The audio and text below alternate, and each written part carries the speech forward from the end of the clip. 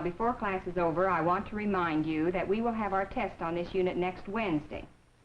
This test will be based on the work of the past 6 weeks. Next Wednesday? I would advise you to pay attention to Silas Marner, Julius Caesar, and the Idols of the King. It will be an essay-type test. There's the bell.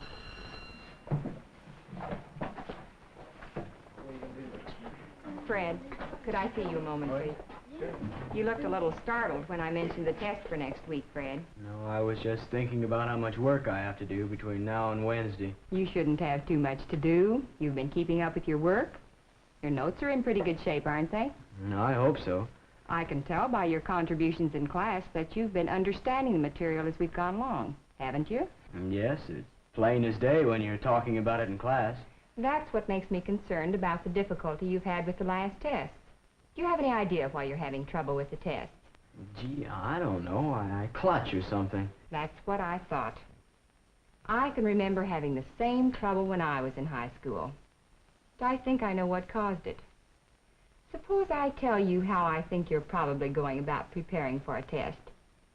When the test is first announced, you go home and get ready to do some reviewing. If what you need to review is in the textbook, you open your textbook, read for a few minutes, and then you close the book.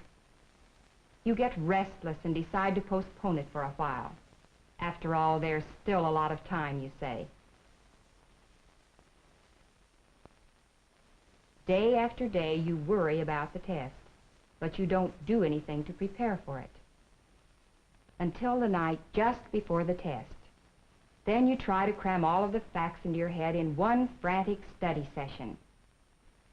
By the time you arrive in class for the examination, you're worn out because you've been up half the night cramming. You're tense and nervous, unsure of yourself. When the tests are passed out, you start writing your answers without really analyzing the questions. You just want to write everything down before you forget it. Of course you don't do as well as you should, and the grade you receive isn't a good indication of how much you know or of your ability to understand the subject. Am I right, Fred? That's about it. But I'm not going to wait around at the last minute to start reviewing for this test. That's good, Fred. Now, let me tell you some things that will help you get ready for and take any test. Maybe tests aren't popular, but they are necessary and justified. They help you to sum up what you have learned, and they let you know how well you're doing. They also help your teacher to know how good a job she's doing, whether she's getting the information across to you.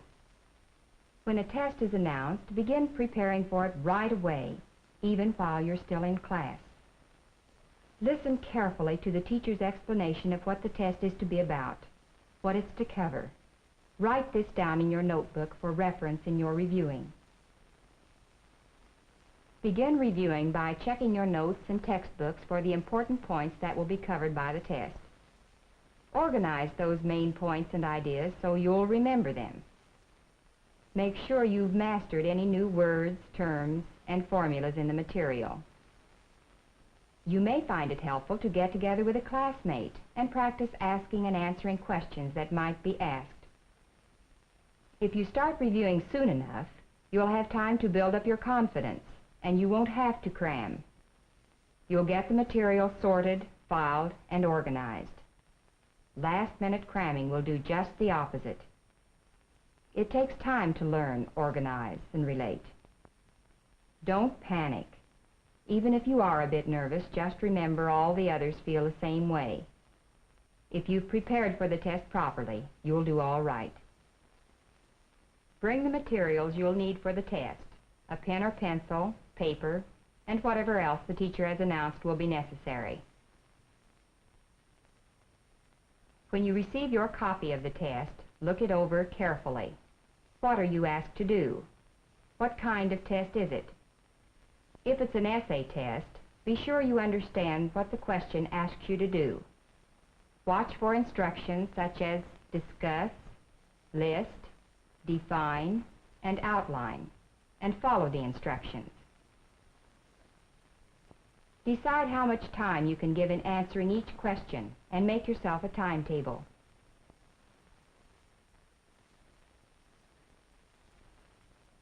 Then organize your thoughts. Think out and jot down the main points of each answer. Your answers count most, but don't forget that neatness, organization, spelling, and grammar also count on an essay test.